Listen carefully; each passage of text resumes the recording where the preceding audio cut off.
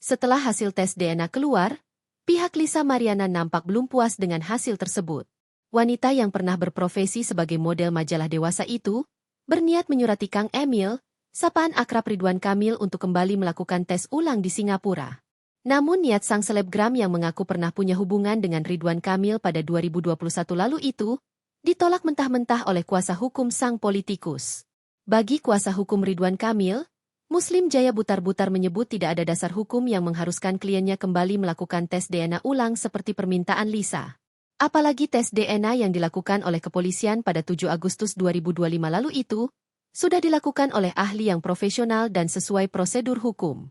Kan sudah dinyatakan oleh pihak Bareskrim 50% DNA dari Chea itu identik dengan Lisa Mariana, 50%-nya lagi DNA tidak identik dengan Pak RK. Tutur Muslim, dikutip dari YouTube Cumi Cumi, Senin, 25 Agustus 2025. Disimpulkan oleh mereka bahwa Chea bukan anak biologis, Ridwan Kamil, kan udah jelas.